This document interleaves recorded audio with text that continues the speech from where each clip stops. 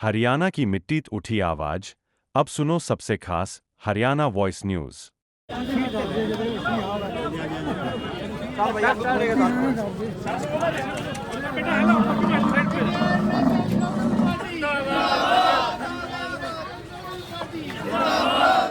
Indian national local party, Indian national local party.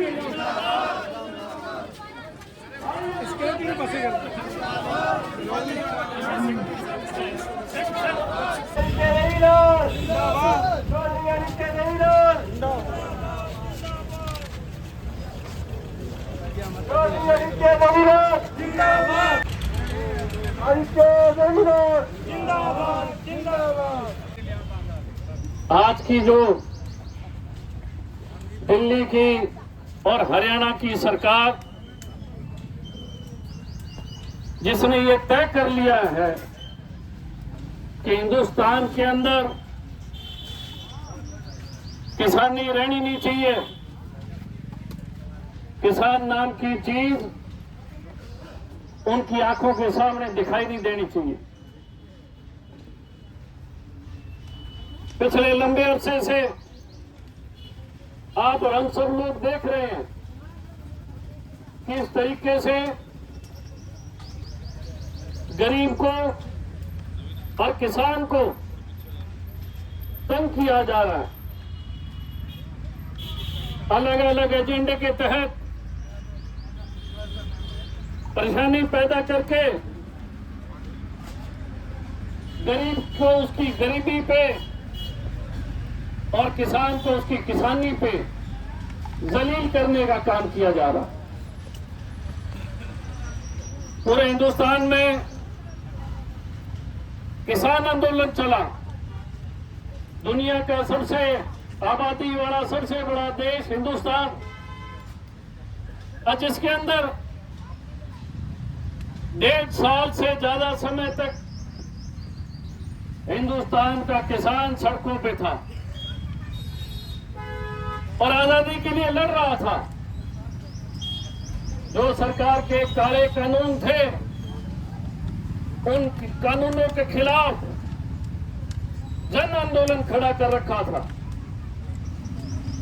1947 में हमारे पुरखों ने इस देश से अंग्रेजों का शासन, उन शासकों के साथ 200 साल युद्ध किया और 200 साल के बाद 15 अगस्त 1947 को हम लोग आजाद हुए।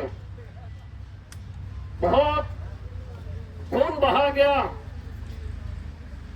शहीद आजम भगत सिंह जैसे लोगों ने अपनी शहादतें दी, फांसी गल में फांसी का फंदा लेके, और हिंदुस्तान के नौजवान को पैगाम देने का काम किया।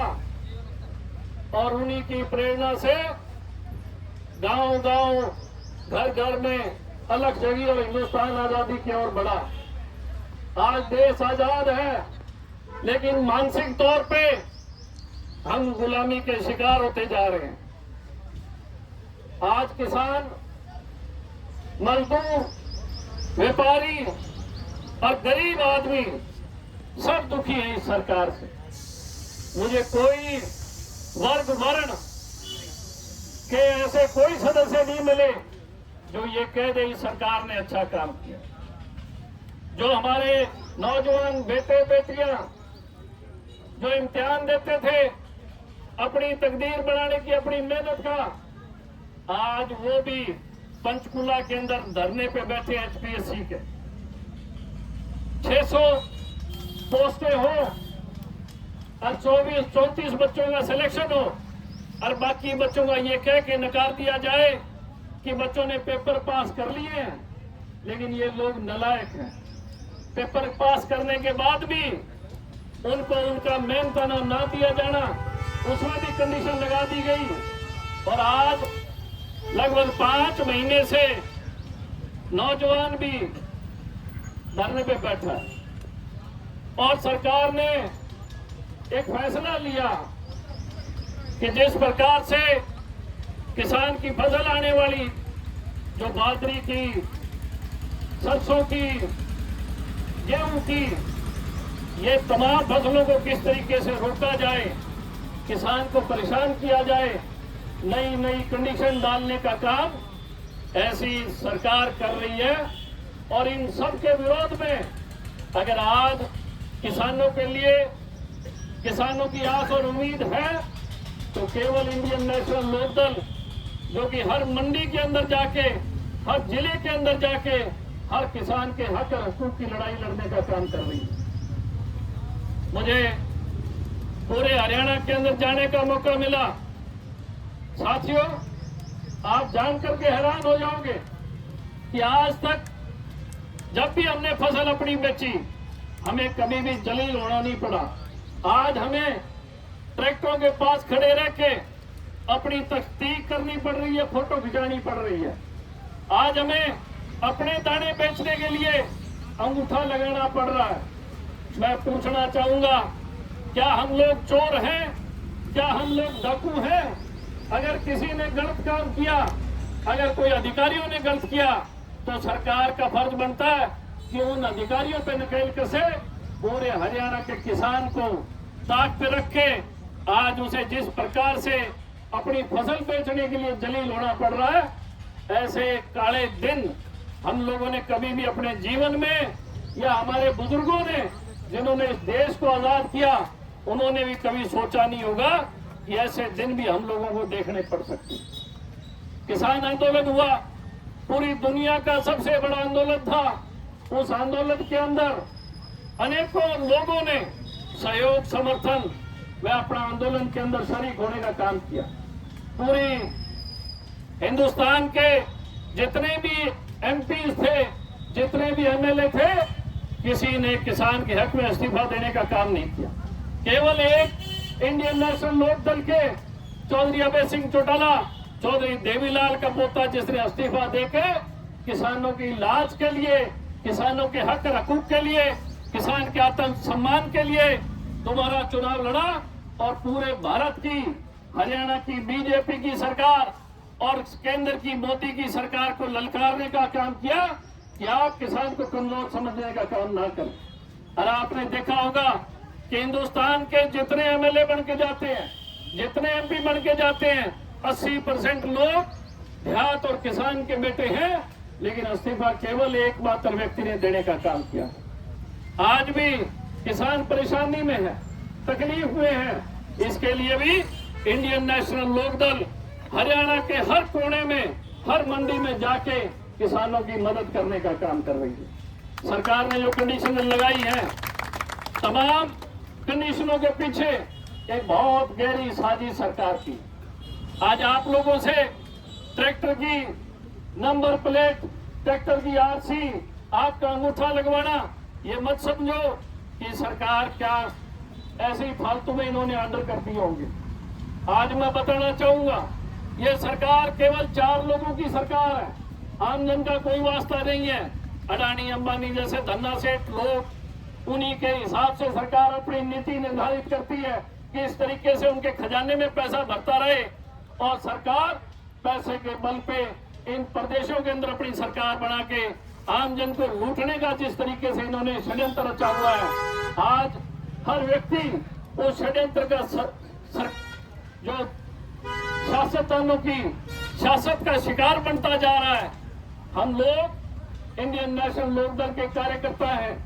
हम लोग अपनी बात को एक एक नौजवान तक, एक एक गांव के घर तक पहुंचाने का काम करेंगे, और जिन जिन जगह पे सरकार जो है जुल्म और जातियां कर रही है, हम उसका हर पुरजोर तरीके से विरोध भी करने का काम कर रहे हैं। साथियों, सरकार का एजेंडा हरियाणा के अंदर जो किसान है, उनकी फसल किस तरीके से अडानी और अंबानी के हवाले की जाए, इसलिए ट्रैक्टर ट्राली की फोटो और आप लोगों के अंगूठे, ताकि सारा का सारा रिकॉर्ड जो आपका है वो सरकार उसको असेस कर ले, और उन लोगों को किस तरीके से आपके इस जगह में लाने का प्रयास हो रहा है, ताकि किसानों के ऊपर ऐसे बड़े लोग बिठाए जाएं जो अपने दामों पे आपकी फसल खरीदने का काम करेंगे।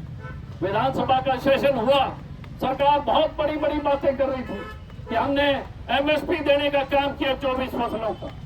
मैंने आपका सेवक होने के नाते विधानसभा में खड़े होकर ये सवाल किया था कि आप कहते हो कि हमने 24 फसलों की एमएसपी देने का काम किया है, आप मुझे खड़े होकर एक फसल की एमएसपी आपने दी हो तो मुझे ऑन रिकॉर्ड बताया जाए। जब भी फसल आती है, जो फसल आपकी एमएसपी में दर्ज है उसे आप भावांतर में ले आते हो, और भावांतर में लाने के बाद जो एमएसपी का रेट है वो रेट नहीं मिलता। हमारी अभी पिछली बाजरे की फसल आई थी, उस पे एमएसपी जो था वो बहुत ज्यादा था, लेकिन भावांतर के अंदर 500 रुपए देने का ऐलान सरकार ने किया। बाजरी बिक रही थी मंडी के अंदर 1600 1800, और 500 साथ में जोड़ दोगे तो 2200 2300, और एमएसपी 2750। सरकार लोगों को, किसानों को गुमराह करने का काम कर रही थी। सरकार के पास कोई जवाब नहीं था। मैंने उनसे एक आग्रह और किया कि आप लोगों ने धर्म के नाम पे हिंदुस्तान को बांटने का काम किया। हिंदू और मुसलमान जो हमारा भाईचारा, हमारे पुरखों का भाईचारा था, उसे तहस नहस करके हिंदू को मुसलमान से, हिंदू को सिख भाई से, ईसाई भाई से, भाई भाई को धर्म और जाति के नाम पे लड़ाने का काम किया। आज हालात ये हैं कि जाट और गैर जाट के नाम पे लड़ाने का काम कर रही है। मैं एक सवाल मंडियों में पूछता हूं किसानों से कि साथियों, आज जो फसल मंडी में आप लोग लेके आ रहे हो, 36 बिरादरी के लोग फसल लेके आ रहे हैं, हर जाति और वर्ग के लोग लेके आ रहे हैं, और ये सरकार 36 जाति को जो है बदनाम करने का काम कर रही है, नीचा दिखाने का काम कर रही है। 36 बिरादरी के लोग अंगूठा लगाने पे मजबूर हो रहे हैं। इसी बात से हमें समझ जाना चाहिए कि इनका काम तो सिर्फ सत्ता हत्या के और इस देश को, इस प्रदेश को कैसे लूटा जाए, इस पे काम करने का काम ये लोग कर रहे हैं। कैसे कैसे लोग हिंदुस्तान के अंदर मुख्यमंत्री बन रहे हैं, कैसे कैसे लोग हिंदुस्तान के अंदर प्रधानमंत्री बन रहे हैं, जो नकली डिग्रियां लेके खड़े हैं। आप देख सकते हो कि बिहार का मुख्यमंत्री जिसकी फर्जी डिग्री है, हिंदुस्तान का प्रधानमंत्री जिसकी फर्जी डिग्री है। ऐसे हालात हिंदुस्तान के अंदर, और ऐसे लोग जब शासन में आते हैं, आप क्या मान सकते हो वो लोग आमजन का भला करेंगे। कल मेरे पास मसीता गांव के गरीब परिवार का मेरे पास फोन आया, और उन्होंने कहा कि मैं राशन लेने गया डिपो पे, और जब मैं डिपो पे पहुंचा तो मुझे डिपो वाले ने कहा तेरा राशन कार्ड कट गया। बोले भाई साहब, मेरे घर दाने नहीं है, और मेरी हालत ये है कि आज रात को मैं रोटी पका पाऊंगा, अपने बच्चों को खिला पाऊंगा या नहीं खिला पाऊंगा। इस सरकार ने चुनाव से पहले 9 लाख लोगों के राशन कार्ड बनाने का काम किया, ताकि हम लोग किसी तरीके से उनके चंगुल में आ जाएं, गुमराह हो जाएं, और वोट लेने के बाद उन तमाम लोगों के राशन कार्ड काट दिए गए। ऐसे ही सरकार जो ना गरीब का भला कर रही है, ना किसान का, ना 36 बिरादरी का, और ना व्यापारी का। आज शहर के अंदर जो व्यापारी है उसे धमकियां मिल रही है। बड़े बड़े शहरों में, रोहतक में, सोनीपत में, भादरगढ़ में व्यापारी सुरक्षित नहीं है। जगह जगह पुलिस कंप्लेंट्स हैं, और हरियाणा अराजकता की ओर बढ़ता जा रहा है। ऐसे हालात उत्पन्न हो जाएंगे कि मुख्यमंत्री के तो बस की बात कुछ है नहीं, लोगों को सड़कों में उतर के न्याय लेना पड़ेगा। सरकार और प्रशासन से न्याय की गुहार नहीं लगा सकती। 11 मार्च इंडियन नेशनल लोक दल का 25 सदस्यीय डेलीगेशन मुख्यमंत्री से मिलने गया था, और हम लोगों ने कहा था फसल आ रही है गेहूं, आप परचेज सेंटर्स पे जितने भी लाइसेंस व्यापारी भी हैं, जो नौजवान साथी हैं, जो अनएम्प्लॉयड हैं, बेरोजगार हैं, जिन्होंने अपनी सोसाइटियां बना रखी है, लेबर सोसाइटियां, वो तमाम लोग तबाह हो जाएंगे, किसान बर्बाद हो जाएगा। आप उन्हें लाइसेंस रिन्यू करने का दोबारा से उन्हें मौका दें। पूर्व में सरकारें लाइसेंस रिन्यू किया करती थी 2-2 साल। मुख्यमंत्री से जब मिले और उन्हें बताया कि आप लोग ऐसी कंडीशनें लगा रहे हो, ये कंडीशनें किसान को बर्बाद करके रख देगी, लेकिन मुख्यमंत्री तमाम चीजों से अनभिज्ञ था, हैरान थे इस बात पे कि ये कब हुआ मुझे पता ही नहीं। मैं आप लोगों को इसलिए बता रहा हूँ कि जो मुख्यमंत्री जो आर्डर पास हुए हैं, और मुख्यमंत्री को आर्डर का पता ना हो, तो आप अंदाजा लगा सकते हो कि मुख्यमंत्री क्या कर रहा है। सरकार किस नाम की? सरकार चारों हाथों से, 2 हाथ तो इनके और 2 हाथ लक्ष्मी के, लूटने का काम कर रही है। तहसीलों में करप्शन है, थानों में करप्शन है, किसी महकमे में चले जाओ, बिना पैसे कोई काम नहीं होगा। हालात बद से बदतर आम इंसान के हैं और सरकार के लोग और सरकार गुलछुरे उड़ाने का काम कर रही है। इंडियन नेशनल लोक दल की लीडरशिप ने उसी वक्त मुख्यमंत्री को कहा था कि अगर आपने ये कानून वापस नहीं लिए तो हम लोग सड़कों पे उतर के हर किसान की मदद के लिए, उसको मदद पहुंचाने के लिए और सरकार की हर बेतुकी चीज का विरोध करने का काम करेंगे। इंडियन नेशनल लोक दल पूरे हरियाणा में आज किसानों के साथ खड़ी है। मैं झज्जर गया था, मुझे तमाम व्यापारी मिले और व्यापारियों ने भी हम सब लोगों को समर्थन देने का काम किया। और आपको एक बात बताऊंगा, व्यापारी तो किसान भाइयों को भी कहने लगे थे कि भाई अगर थारी कोई लड़ाई लड़ सकता है तो अभय सिंह चौटाला और इंडियन नेशनल लोक दल लड़ सकती है और कोई पार्टी नहीं है। आपने जिस तरीके से जो भरोसा और जो विश्वास इंडियन नेशनल लोक दल के अंदर आप लोगों को है, मैं आशा उम्मीद करूंगा कि और मजबूती से अपने और साथियों तक भी ये सब मैसेज देने का काम करें, ताकि हम लोग 2029 में इस हरियाणा प्रदेश में इन लुटेरों को दूर भगाने का काम करें, ताकि हरियाणा के अंदर सुख शांति अमन चैन और हर वर्ग का भला करने का काम, चाहे वो गरीब हो, चाहे व्यापारी हो, चाहे किसान हो, हर वर्ग को सुरक्षित करने का काम करेंगे। ऐसा मैं आपको भरोसा विश्वास दिलाना चाहूंगा। साथियों, हमने सरकार के समक्ष एक बात रखी, जिन लोगों के पास ट्रैक्टर नहीं है, साधन नहीं है, अगर कोई छोटा आदमी किसान है जो अपने बल्ब रखता है, गाड़ा रखता है, सांड रखता है, ऊंट गाड़ी रखता है, वो तमाम लोगों को आप क्या मानोगे, जब वो आपके इसके अंदर आएंगे तो वो किस तरीके से उन्हें आप लोग उनका रजिस्ट्रेशन क्या कैसे कर पाओगे? तो इनके पास कोई जवाब नहीं था। आज हरियाणा का किसान बर्बादी की ओर जा रहा है। इस बर्बादी को बचाने के लिए हम सब लोग उस किसान के साथ उसकी आवाज बन के खड़े। मैं आप सब लोगों से अपील करना चाहूंगा कि ये जो हमारी इंडियन नेशनल लोक दल की तमाम सदस्य जो इंडियन नेशनल लोक दल लड़ाई लड़ रही है किसानों की, इस लड़ाई को जन जन तक पहुंचाने का काम करें, ताकि किसान के साथ जिस तरीके का व्यवहार बीजेपी की सरकार, नायब की सरकार कर रही है, इस सरकार को भी सचेत करें, ताकि ये सरकार आने वाले समय में लोग आज इंतजार कर रहे हैं, लोग इंतजार कर रहे हैं। जिस दिन वोट पड़ेंगे उस दिन हम इनका भी अंगूठा लगवाएंगे, भी आ जाओ तुम भी, आज पता लग जाएगा तुम्हें किस तरीके से आप लोग हम लोगों को परेशान कर रहे हो। तो हिंदुस्तान और हरियाणा के तमाम किसानों की लड़ाई आप लोगों के महबूब नेता चौधरी अभय सिंह चौटाला, जिनके आज नरवाना साइड के प्रोग्राम है, हम सब लोग मंडी मंडी जाने का काम कर रहे हैं। मैं आप सब तमाम साथियों का तहे दिल से यहाँ पधारने पर भी धन्यवाद करता हूँ। आशा उम्मीद करता हूँ कि हम लोग इस लड़ाई को और जमीनी स्तर तक लेके जाएं। कोई भी ऐसा आगे मामला हो जिस मामले में चाहे गरीब हो, चाहे गांव का व्यक्ति हो, चाहे शहर का व्यापारी हो, अगर ऐसी बात आती है तो फौरी तौर पर इंडियन नेशनल लोक दल उन तमाम वर्गों का सहयोग और समर्थन करने का काम करेगी। आज मैं आपसे सबसे दरख्वास्त करूंगा कि मैं अपनी गेहूं लेके आया हूं और ऊंट गाड़ी मेरे साथ है। अब मैं इनसे पूछता हूं कि मेरी नंबर लगाऊं ऊंट गाड़ी के, मेरे पास ट्रैक्टर तो है नहीं, बायोमेट्रिक कराओ, सर्टिफिकेट मेरी कराओ। और एक चीज और है, 90 विधायक है, 90 विधायक है। मैं अब सेशन होगा इनसे पूछूंगा और मुख्यमंत्री से खास तौर पे कि तूने कौन सी मंडी में जाकर अंगूठा लगाया था, बता। तूने हमारे सारों के अंगूठे लगवा, और तो और हमारी जमीनें जो हैं हमारी बहन बेटियों के नाम। ऐसे आपको ये सोचना चाहिए कि कभी हमारी आज तक हमारी औरतें कभी मंडियों में नहीं आई अंगूठा लगाने।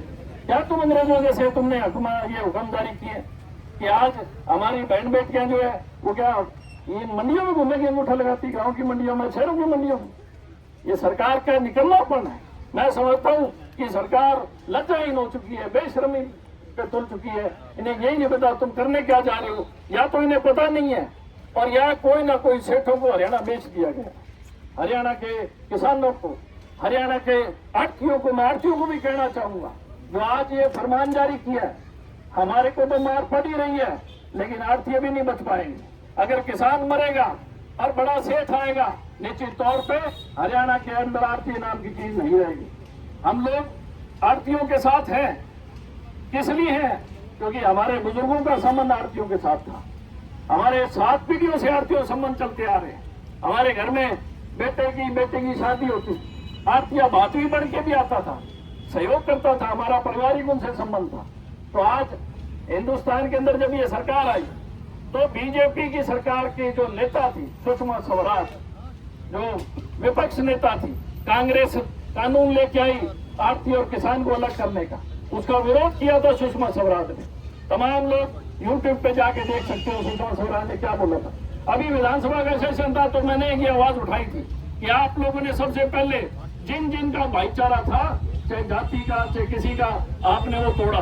किसान का आरती का एक लगाव था, उसको भी आपने तोड़ने का काम किया कि आपने आरती को और किसान को आपस में लड़ाने का काम किया। आज हालात ये है कि आज आरतियां भी दुखी है और आज किसान भी दुखी है, कोई दोनों वर्ग में से कोई सुखी नहीं है। तो मैं तो एक ही चीज कहना चाहूंगा कि जो ये षड्यंत्र चल रहा है इसको बड़ी गहनता से सोचो समझो। और मैं दूसरी ओर कहना चाहूंगा, और ये बात मैंने भाटी साहब जसवीर भाटी जी जो किसान यूनियन के हैं इन्हें भी बताई थी, मैं आज आप लोगों को भी बताना चाहूंगा। 2017-18 का बीमा क्लेम था और अपने गोयल जी को पता है, मैंने ऐलान किया था भी 90 दिन में बीमा ना आया तो मैं इस्तीफा दे दूंगा। मैं जिला परिषद का मेंबर था और 327 या 326 करोड़ रुपए का बीमा था 3 जिलों का, और मैं 3 जिलों का बीमा जो है लेके आया। उस टाइम आईसीआईसी बैंक था और मुझे याद है आईसीआईसी बैंक में मिस्टर अनवर थे, नौजवान लड़का था, छोटी उम्र का, उसका नाम अनवर था। और जब वो 326 करोड़ का चेक देने आया तो उसने मुझे एक बात कही थी कि मैं आपसे अलग मिलना चाहता हूं कमरे में। मैं उस अनवर के साथ बैठा, उसने मुझे कहा कि आप किसानों को कि बीमा ना कराएं। मैं समझ नहीं पाया। उसने कहा मैं आज आपको एक बता के जा रहा हूं बात, ये बड़ी गहरी बात है कि आप लोगों को ये झूठा लॉलीपॉप इस सरकार ने दिया है, प्रधानमंत्री फसल बीमा क्लेम। ये एक झूठा लॉलीपॉप है, षड्यंत्र है जिसमें हम लोग फंस रहे हैं और धीरे धीरे और कुएं में गिरे जाते जाएंगे। उस वक्त उसने कहा था कि सरकार ने एक बड़े तरीके से ये चीज लेके आई है ताकि लोगों को फायदा हो, बड़ी बड़ी कंपनियों को, बड़े बड़े लोगों को। और उस टाइम आईसीआईसी बैंकों को ये अलग अलग जिले दिया करते थे, ओबीसी बैंक को भी था, आईसीआईसी, एक्सिस, बड़े बड़े बैंक्स थे। 3 साल बैंकों ने काम किया, 3 साल के बाद बैंक भाग गए क्योंकि उनको वो सिस्टम जचा नहीं। उसके बाद AIC, all India insurance company, जो भारत सरकार ने बनाई, वो कंपनी ऑपरेट कर रही है। आज हमें बीमा नहीं मिल रहा, 2-2 हजार करोड़ रुपया हरियाणा से वो कंपनी फायदे में जा रही है। 2-2 हजार करोड़ रुपया फायदा हो रहा है उसको, किसानों को नहीं हो रहा, कंपनी को फायदा हो रहा। और आपकी जो स्लैब है वो स्लैब घटती जा रही है, और स्लैब इतनी घट गई कि आज आपके गांव का फसल खराबा जब वो मापने जाते हैं, क्रॉप कटिंग करते हैं, उस माप के अंदर आपकी स्लैब के अंदर कोई चीज आई नहीं रही, क्योंकि जहां सब आपने बीमा ले लिया तो स्लैब कम होगी। हर 3 साल बाद स्लैब, लोअर स्लैब काउंट होती है, 3 साल बाद कम से कम स्लैब काउंट होती है, तो उसके बाद तो उसका अंतर होता है, मिलता है। अनेकों गांव में बीमा नहीं आया, चौटाला में नहीं आया, ओडा में नहीं आया, डबवाली के बहुत से गांव बीमा के बिना रह गए, क्योंकि जब क्रॉप कटिंग होती है तो हमारी स्लैब गिर चुकी है, हम बीमा लेते और उसका फायदा किसको हुआ? सरकार को। 2-2 हजार करोड़ रुपया उल्टा हमसे कमाया जा रहा है। तो इस बात को ध्यान रखें कि आप अपना बीमा भी मत कराओ। मैं खुद पिछले 4-5 साल से बीमा नहीं करा, और मैंने आते ही भाटी साहब के कान में कही थी, भाटी साहब आखिर किसानों को बीमा कराना छोड़ दो, ये बहुत बड़ा षड्यंत्र सरकार हमारे साथ करने जा रही है। और धीरे धीरे 1-2 साल में आपको इस बात का पता लग जाएगा। अब बीमा किसको आ रहा है? बहुत छोटे गांव के रकबे को, बड़े गांव को बीमा नहीं दे रही, छोटे छोटे गांव को। ओटा में नहीं आया, रामनगर का आ गया। रामनगर का रकबा कितना है? 1800-2200 किलो। अरोडा का रकबा कितना है? चौटाला में नहीं है। आप इस बात को समझो। आज जो ये बायोमेट्रिक चल रही है, ट्रैक्टर में सिस्टम चल रहे हैं, इसके पीछे भी बहुत बड़े सेठों का हाथ है। आने वाले समय में पंजाब के अंदर और हरियाणा के अंदर ही किसानी बची है और हिंदुस्तान के अंदर किसान की हालत बहुत कमजोर है। उसका कारण कि हरियाणा में इंडियन नेशनल लोकदल और पंजाब में सरदार प्रकाश सिंह बादल ने किसानों की आवाज बुलंद रखी। दोनों तरफ किसानों की सरकारें बना करती थी और जो नीति निर्धारण था वो किसान और ग्रामीण अंचल के लोगों के हिसाब से किया जाता था। और आज दोनों सूबों में सरकार नहीं है। बीजेपी ने यहाँ कब्जा कर लिया, पंजाब में कब्जा करने की तैयारी कर लिया। लेकिन सिख बहुत शाने और समझदार हैं, कभी कब्जा होने नहीं देंगे। हम लोग जाति पाति के अंदर उलझ गए, आपसी भाईचारे में लड़ पड़े, इसलिए इनको मौका मिल गया। लेकिन आज हरियाणा का हर आदमी शाना हो गया, हर आदमी सक्षम हो गया। जब गरीब के पेट पे लात लगती है तो गरीब समझदार होता है। 9 लाख गरीबों के कार्ड काट दिए गए, 9 लाख लोगों के पेट पे लात लगी तो उन लोगों ने दूसरों को समझाना शुरू कर दिया कि भाई मेरे साथ ये किया, आपके साथ क्या करें। तो इस सरकार से बचे और इस सरकार की जो नीतियां हैं, जिस तरीके का ये शोषण कर रहे हैं, ये जन जन तक पहुंचाने का काम करें और लोगों से अपील करें कि आपको घबराने और भयभीत तोड़ने की जरूरत नहीं है। इंडियन नेशनल लोकदल आपकी लड़ाई लड़ेगी। अगली लड़ाई हमारी गरीब लोगों के राशन कार्ड जिनके कटे हैं उनके लिए हम लड़ने का काम करेंगे। ये ऐलान हमारी पार्टी के प्रधान ने भी कर रखा है ताकि हम हर वक्त हर वर्ग हर वर्ण और 36 बिरादरी की भाईचारे को कायम रखते हुए इंडियन नेशनल लोकदल की सरकार भी बनाएंगे और हर जन कल्याण काम करने का काम करेंगे। मैं आप सब लोगों का बहुत धन्यवाद करता हूँ। आप लोग आए, आज उम्मीद करता हूँ कि एक कॉल पे हम सब लोग फिर कभी जुट पड़े तो इसी तरीके से हम लोगों के संघर्ष के लिए, लोगों की तकलीफों के लिए लड़ते रहे। और एक बार सारे इकट्ठे इसका टोकन कैसे लगाओगे? यही नहीं, कोई बात नहीं, आपने फिर अगर हो जाएगी, अगर हो जाएगी तो फिर किसानों को क्यों परेशान किया? आरसी के नहीं सर, सुनो, अगर सांड गाड़ी की आप एंट्री कर रहे हो, इसके कोई कागज नहीं है, तो फिर किसानों की आप क्यों आरसी मांग रहे हो? क्यों किसानों को खींच रहे हो? फिर किसानों को क्यों तंग किया जा रहा है? बताओ आप। आपने हर एक ट्रैक्टर की आरसी मांगी, उसकी नंबर प्लेट मांगी है। हर एक ट्रैक्टर की नंबर प्लेट अगर आपने मांगी और इसकी नंबर प्लेट नहीं है और आप कह रहे हो टूट जाएगी, तो हरियाणा सरकार और ये मुख्यमंत्री बेवकूफ समझता है हमें, हम लोगों को पागल समझता है, किसानों को हमें पागल बनाने की कोशिश की जा रही है। ये कैसे तुलेगी? फिर इसके नंबर लगाओ पहले। ऑप्शन है सर उसमें, अभी क्या ऑप्शन है? तो उसके अंदर अगर नंबर नहीं है तो भी हो जाएगा सर। नंबर नहीं है, एक नंबर नहीं है सर, वो भी ऑप्शन। जिन्हें कणक बेचन आए हो सारे ने नंबर लाए कि नहीं लाए? बिना नंबर तो किसी ने अंदर जान दिता ही नहीं। फिर मैं अगर विधायक इस नाते अंदर जा रहे हैं तो ये भी सारे एमएलए, फिर इनको क्यों रोका? अरे हरियाणा का हर नागरिक एमएलए जिसने वोट डाला है, हर नागरिक एमएलए, केवल मात्र 90 एमएलए नहीं है, जो भी आदमी वोट डालता है वो एमएलए, उसको परेशान क्यों किया जा रहा है? मैं आपसे जवाब चाहता हूँ कि आपने नंबर प्लेट मांगी, इसकी नंबर प्लेट नहीं है और लोगों को, किसानों को क्यों दर दर की ठोकरें खानी पड़ रही है? हम दाने बेचने आए हैं, कोई लूट का माल थोड़ी है मैं अंगूठा लगाऊंगा। मैं बायोमेट्रिक क्यों करूंगा? मेरा कोई लूट का माल है? मेरा खेत का माल है। अब मेरा बिना बायोमेट्रिक कैसे बिकेगा बताओ? बिना बायोमेट्रिक कैसे? फिर मेरा, मैं कोई चोर 10 नंबर? फिर बायोमेट्रिक तो उनके लगते हैं जो 10 नंबर हैं, जिन्होंने हत्याएं कर रखी है, हिस्ट्री सीटर है। क्या किसान हिस्ट्री सीटर है? फिर उसका आप रोटी खाते हो, रात को घरवाली के बायोमेट्रिक लगा के मुंह में रोटी डालती है, हरी गेहूं की रोटी बनती है, फिर घरवाली के बायोमेट्रिक लगा के मुंह में रोटी डालो। हमारी रोटी इसी से रोटी बनती होगी, इसी से बनती होगी। फिर वो बायोमेट्रिक उसको भी दो, कल को बच्चों के मुंह में डालेंगे तो बायोमेट्रिक लगाएंगे। ये गेहूं तो सारे खाते हैं, पशु भी खाते हैं, दलिया बना के इनको भी देते हैं। फिर क्यों लोगों को परेशान कर रहे हो? ये कैसे बायोमेट्रिक के बिना कैसे तू नहीं बताऊं? मैं तो नहीं लगाता अंगूठा, मैं चोरी करके थोड़ी लाया। आज चोरी करके नहीं लाया, मेरे खेत से पैदा किए, मैंने 6 महीने खेत में तपाऊं। मेरी गेहूं है।